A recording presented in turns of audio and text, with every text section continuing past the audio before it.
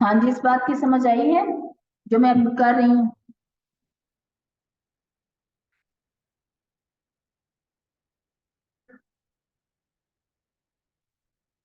मेरी आवाज आ रही है?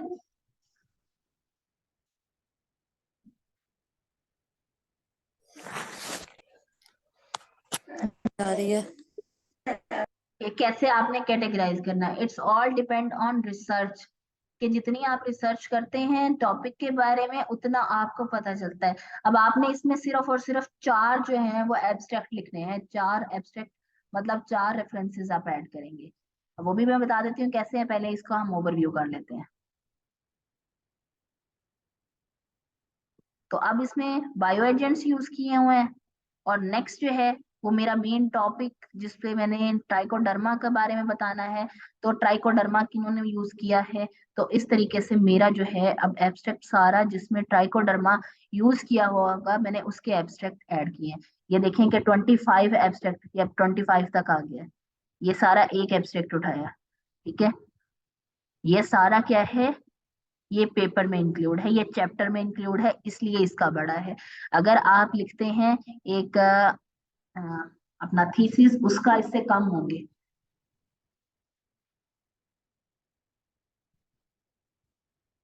ये सारा ट्राइकोडर्मा पे आ रहा है। ये 29 30, ये इतने रेफरेंसेस, और लास्ट में आपका कंक्लूजन आता है जिसमें आपने पूरी अपनी स्टडी को, जो आपने बैकग्राउंड स्टडी लोगों की बताई है, उसमें आपने ये बताना है कि हाँ भाई, जो आपका ये रस्ट है वो इतने पे लॉस कर रही है, और इसकी जो कल्टीवेशन है अगर वो रोकी ना गई तो उसका जो है इफेक्ट हमारा यील्ड पे आएगा। और इसका जो ज्यादातर फैक्टर है इसकी ग्रोथ के लिए वो हमारे यहाँ के टेम्परेचर है, ह्यूमिडिटी है। मैंने उसके सारे जो है वो एक कंक्लूजन की फॉर्म में लिख दिया, और उसको हम किस तरीके से रोकथाम कर सकते हैं। और इन इको फ्रेंडली मैयर यहाँ पे लिखने का मकसद यही कि जो कि ऐसे, क्योंकि अगर इनको रोकने के लिए हम केमिकल यूज करते हैं तो वो केमिकल्स हमारे खुराकों में, हमारी जो दंदम है उसमें आते हैं, और वो हमारा स्टेबल फूड है, उसमें हमें केमिकल्स यूज नहीं करना चाहिए। इसलिए हमें इको फ्रेंडली मेयर्स जो कि नेचर में मौजूद हैं उसको यूज करते हुए, उसके एक्सट्रैक्ट को यूज करते हुए हमें जो है इस लीफ रस्ट को कंट्रोल करना चाहिए। ठीक है। और इसमें देखें कि आखिर में जरूरी है कि आपने फ्यूचर रिसर्च के बारे में बताना है, कि फ्यूचर में कोई भी अगर इसको पढ़ता है, वो आपसे अगर मोटिवेशन लेके आगे स्टडी करना चाहे, तो मैंने उसे ये कहा है कि आप जो ये वाले लीफ एक्सट्रैक्ट हैं या फिर बायो एजेंट हैं, आप इनसे सेकेंडरी सब्सटेंस बनाएं, rather than choosing some elements or some chemicals. So this is the future recommendation. The conclusion is just a paragraph, a short paragraph with 3 to 4 lines. ठीक है, 3 to 4 जो है उसमें add की गई हैं, और लास्ट में आपके आ जाते हैं ये रेफरेंसेस। ये सारे क्या हैं, ये ऑथर्स की डिटेल है, और at the end we have our references. और रेफरेंसेस मैंने उस दिन आपको एक बार दिखाए थे कि किस तरीके से ये हो सकते हैं। ये सारे रेफरेंसेस हैं जिसमें के एपीए स्टाइल, अगर जर्नल ने आपको एपीए कहा है तो आपने एपीए लिखना है। अगर आपने कौन सा खुद लिखना है, आपने तो वहां से चूज करना है with the help of citation. अब हम चलते हैं अपने गूगल स्कॉलर पे और वर्ड पे कि किस तरीके से हम करेंगे। ठीक है। यहाँ पे हम गूगल स्कॉलर राइट करते हैं। मुझे एक टॉपिक बताएं, उसके बारे में थोड़ा सा राइट अप करेंगे। मैम प्रोजेक्ट मैनेजमेंट पे देख लें आप। प्रोजेक्ट,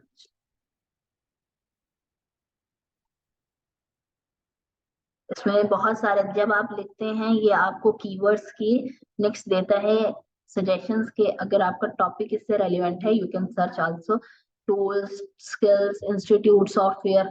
तो अब प्रोजेक्ट मैनेजमेंट पे बुक भी मौजूद है, आप बुक में से भी ले सकते हैं डाटा। आप जो जो बुक होगी वो मेंशन होगी कि ये बुक है, अदरवाइज जो ऐसे ही होते हैं। ये देखिए, अब ये लिटरेचर रिव्यू है प्रोजेक्ट मैनेजमेंट पे, पूरे का पूरा लिटरेचर रिव्यू पड़ा हुआ है। हम इसको देख लेते हैं, इफ इट इज से कि हम इसका बाकी पार्ट में देख सकते हैं एब्स्ट्रैक्ट के अलावा।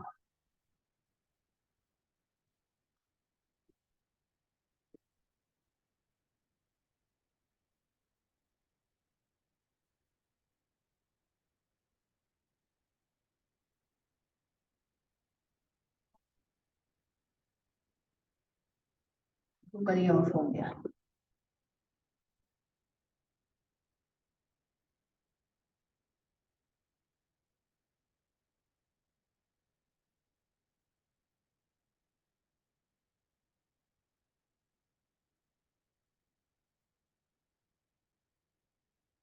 इंटरनेट स्लो है मुझे, लेकिन ना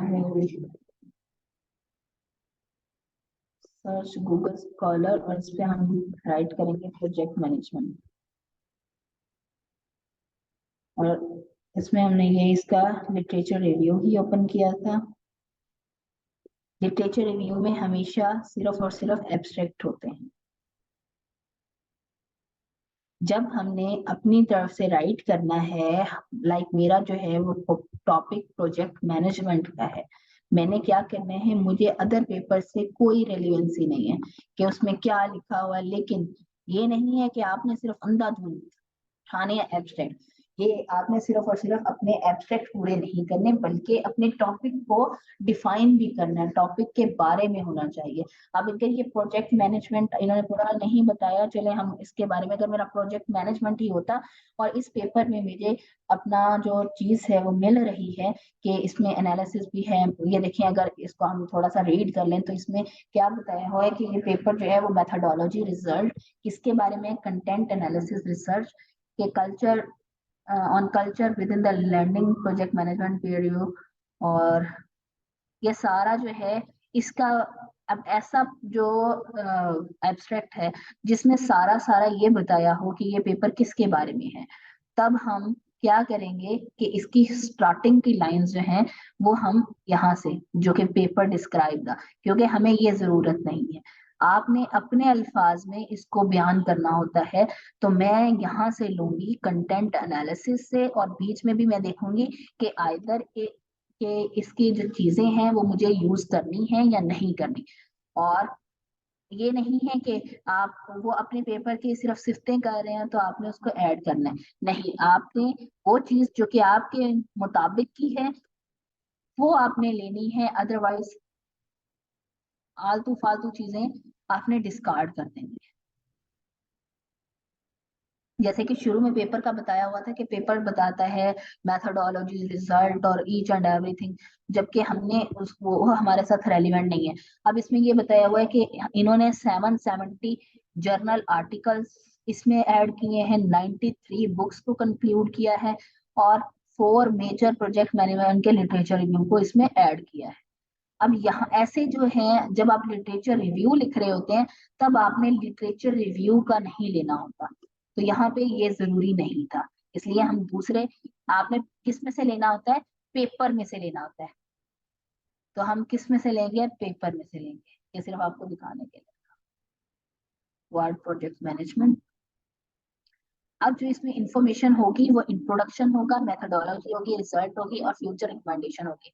ये देखिए इसमें पूरा बताया हुआ है कि प्रोजेक्ट मैनेजमेंट क्या है, ठीक है, उसके बाद कि किस ईयर में ये स्टार्ट हुई, उसके बाद इसकी डिटेल्ड सेंट्रलाइज प्लानिंग, ये उसमें उसके मेथड्स बता दिए हैं। यहाँ से देखने से ही पता चल रहा है कि यहाँ पे नेक्स्ट जो है वो उसके रिजल्ट्स हैं, और at the and they have a conclusion के ज्यादातर जो इस पेपर में जो लिमिटेशंस थी वो ये थी और इनका ये रिजल्ट रहा है। तो अब आपने इस पेपर को पहले अपनी रिसर्च स्टडी में इंक्लूड करने के से पहले आपने उसको सब कैटेगराइज करना है, लाइक कि ये प्रोजेक्ट मैनेजमेंट 2.0 के बारे में है। अब I don't know what is 2.0 and 1.0, it is about your subject. अब आपने जब देखना है तो आपके अगर ये सब्जेक्ट में इंक्लूड हो रहा है तब आपने क्या करना है कि इसमें से आपने इसको कॉपी करना है, ठीक है, ये ज्यादा वर्ड्स हैं, ये वहां पे सिर्फ 125 ही होंगे, लेकिन मैं तो आप सबके सामने इसलिए पूरा कर रही हूँ ताकि आपको पता हो कि आपने किस तरीके से लिटरेचर रिव्यू लिखना है। आपने इसमें से रीड कर लिया, ओके ये वर्ड War II में यूज हुआ था,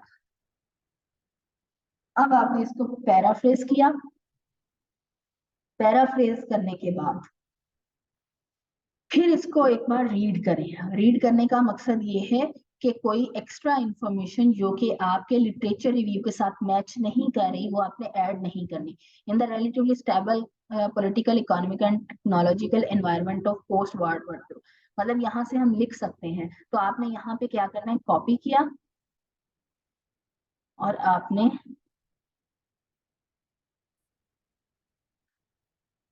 ऐड कर दिया। अब यहाँ पे ऐड किया, ये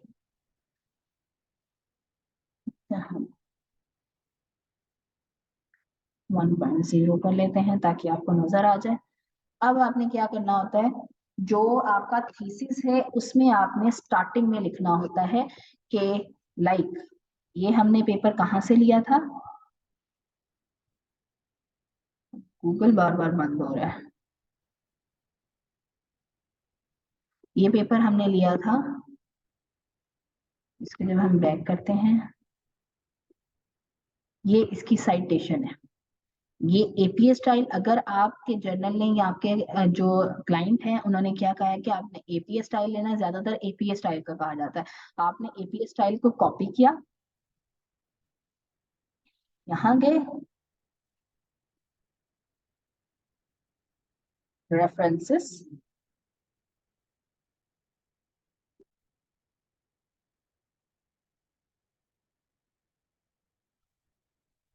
Ctrl+V, ये अब आपका क्या आ गया, रेफरेंस आ गया। अब आपने इसको साइटेशन कैसे करना है, यहाँ से उठाया जो इसके ऑथर से, अब तो इसमें एक ऑथर था इसलिए मैं यहाँ से इस तरीके से उठा रही, आपने इसके स्टार्टिंग में ले जाना। कुछ जगह पे आपको कहा जाता है कि ये भी तरीका ठीक है कि आपने पहले नेम लिख दिया उसके बाद ब्रैकेट में ईयर लिख दिया। उसके बाद ये भी तरीका ठीक है कि आप ब्रैकेट स्टार्टिंग में ले जाएं और पूरे को कवर कर लें। ठीक है, अब आपने क्या करना है, यहाँ से हटा के डिस्क्राइब, क्योंकि ये काम हो चुका है तो आपने इसके साथ थर्ड फॉर्म का डिस्क्राइब दैट, स्टेटेड दैट, अब यहाँ पे आई छोटा हो जाएगा। तो ये आपका क्या हुआ, ये वाला एब्स्ट्रैक्ट इसमें ऐड हो गया। This is called literature review. इसमें आपने सिर्फ और सिर्फ एब्स्ट्रैक्ट को राइट करना। ये चीज समझ आई है, ऐसे ही आपने बाकी करते रहना। ये चीज समझ आई है यस मैम, आ गया। कि आपने साइटेशन कैसे ऐड करनी है। अब देखें कि मैं जब रेफरेंसेस के सेक्शन में जाती हूँ, यहाँ पे डिफरेंट स्टाइल्स, एपीए, चिकागो, ये सारे स्टाइल हैं। अगर मैं इसको एपीए करती हूँ, नंबर करती हूँ, एमएलए करती हूँ, IEEE करती हूँ, ये उस स्टाइल में हो जाएगा। पहले मैं इसको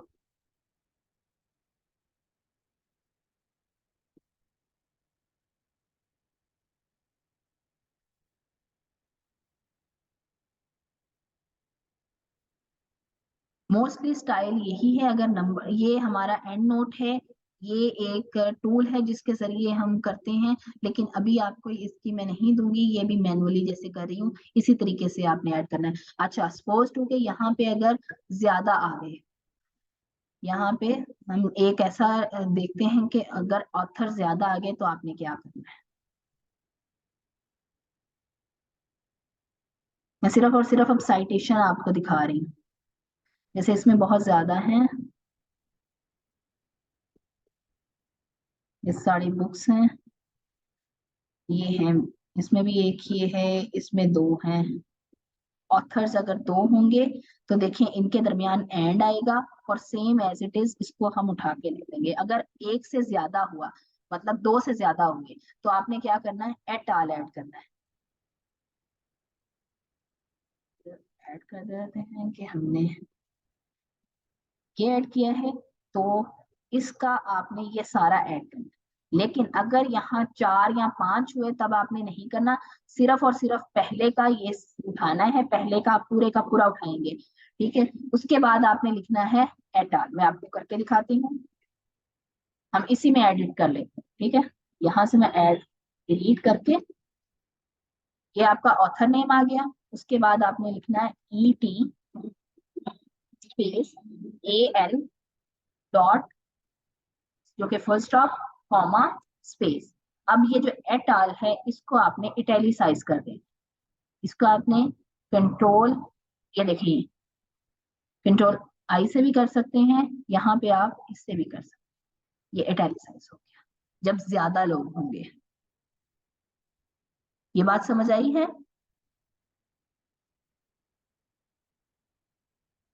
यस मैम। और अगर आपके क्लाइंट ने कहा कि वो नंबर चाहते हैं, तो आपने क्या करना है, पहले सारे आपने इस तरीके से लिख लेने हैं।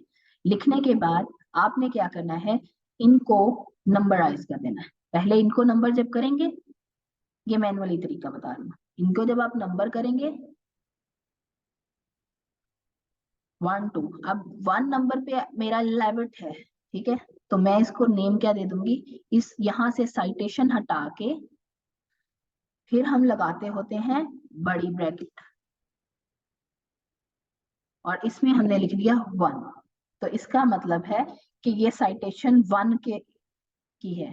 ये सारा पैराग्राफ, ये जो साइटेशन है ये किसकी है, 1 की है। और हम कभी भी अगर नंबर का कहा जाए तब आपने ये चीज यहाँ पे ऐड नहीं करनी, फिर आपने इसको कहीं ना कहीं आप इसको एंड पे भी लेके जा सकते हैं, इसको आप दरमियान में भी कर सकते हैं, जैसे कि मैंने आपको अपने पेपर में दिखाया।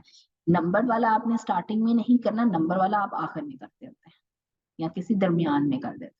फिर अब यहाँ पे इसका कैपिटल हो जाए, ठीक है। ये समझ आई है? ऐसे ही आपने, आई भी है या नहीं आई? यस मैम आ गया है। जैसे कि हमने इसके उठाए थे, इसी के उठाए थे या नीचे वाले के उठाए थे, इसका एब्स्ट्रैक्ट आपने कॉपी किया, लेकिन इसको कॉपी करने का सिर्फ ये मकसद नहीं है कि आपने उसमें पढ़ना नहीं है। जब तक आप पढ़ेंगे नहीं, आपके टॉपिक से आपको नहीं पता चलेगा कि ये रेलिवेंट कर रहा है कि नहीं कर रहा। ये यहाँ पे मैं सिर्फ और सिर्फ पहले मैंने आपको बता दिया सारे रूल्स एंड रेगुलेशन क्या होने चाहिए। अब मैं आपको उसका करके दिखा रही हूँ कि आपने इस तरीके से 4 एब्स्ट्रैक्ट अपने ऐड करने हैं, लेकिन they will be according to your topic.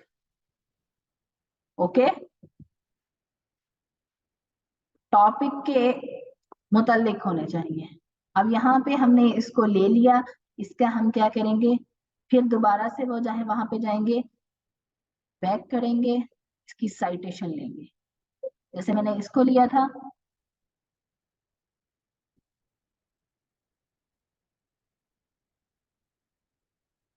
तो अब मैंने इसके जो है वो साइटेशन ले ली।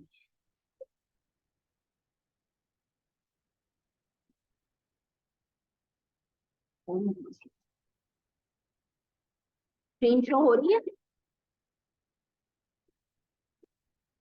यस मैम हो रही है।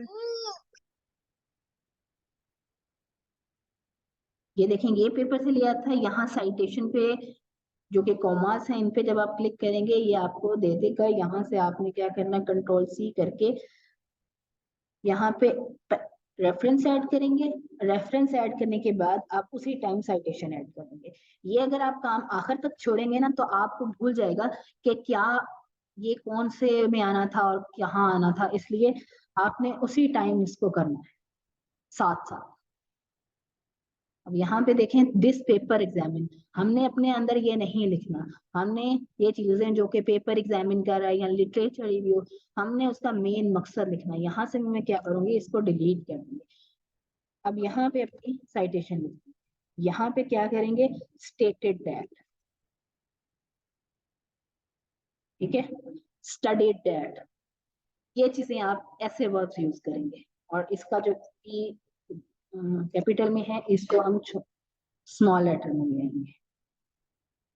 ओके, ये बात समझ आई है? इस तरीके से आप लिटरेचर रिव्यू लिख सकते हैं। रिजवाना, आपको एक लिटरेचर रिव्यू मिला था, अब आप उसका कर रही हैं? काम उस पे? नो मैम, उन्होंने कोई कांटेक्ट नहीं किया। आप उनसे मैसेज करके पूछो ना कि उन्होंने निकला ना तो आपसे कांटेक्ट करें, तो आप उस पे वर्क करें फिर मुझे सेंड कीजिएगा। मैम उनका नंबर मेरे पास नहीं है, उन्होंने मेरा नंबर लिया था। ओके, चलें, अब पता तो चल गया है ना कि किस तरीके से लिखना है। Yes ma'am. ये ऐसे आपने अपने जो पेपर आपका जो मैं अब आपने एब्स्ट्रैक्ट हो गया, आपका इंट्रोडक्शन हो गया, आपका लिटरेचर रिव्यू होगा। लिटरेचर रिव्यू के साथ हमने रेफरेंसेस का पोर्शन भी पढ़ लिया है। इसी तरीके से अब आपने इंट्रोडक्शन में भी जो अपने ऐड किए हुए हैं रेफरेंसेस, उनको ऐसे ही साइटेशन करनी। ओके, कोई मुश्किल काम तो नहीं है कि आपने खुद से लिखना है कहाँ पे कॉमास लगाने हैं, कहाँ पे आपने उसके फुल स्टॉप लगाने हैं। सारे का सारा काम जो है वो आपका एआई सिस्टम कर देता है। सिर्फ और सिर्फ कहीं कहीं पे आपको देखना पड़ता है कि एटाल कहाँ पे लगेगा। जहाँ पे आपके 2 से या 3 से ज्यादा लोग हुए वहां पे आपने एटाल लगाना है, जहाँ पे 2 लोग हुए वहां पे एंड आएगा। ठीक है,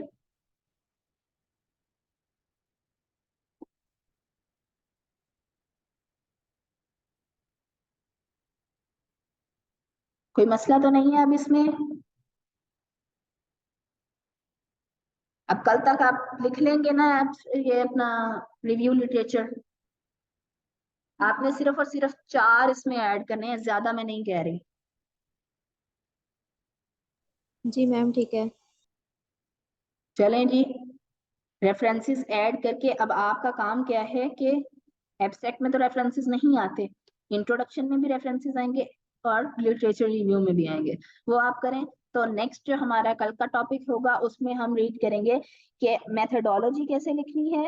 अगर कोई आपको मेथोडोलॉजी देता है तो उसके रिजल्ट्स कैसे निकालने हैं। Okay, anything else?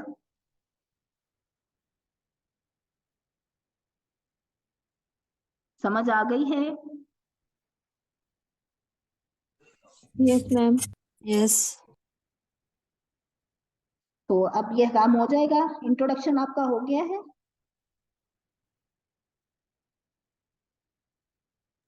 जी मैम हो गया। चले अब ये भी कर लीजिएगा। ओके, अब मुझे कल आपकी मैंने स्क्रीन जो हैं वो यहाँ पे आप शेयर करेंगे और आप अपना खुद से मुझे बताएंगे कि आपने इसमें ये पैराग्राफ क्यों ऐड किया है, वो वाला पैराग्राफ क्यों ऐड किया, जैसे आज मैंने आपको ये वाली चीज दिखाई। ठीक है ना, कोई मसला तो नहीं है? जी मैम ठीक है। ओके जी, अल्लाह हाफिज। अल्लाह हाफिज। अल्लाह हाफिज।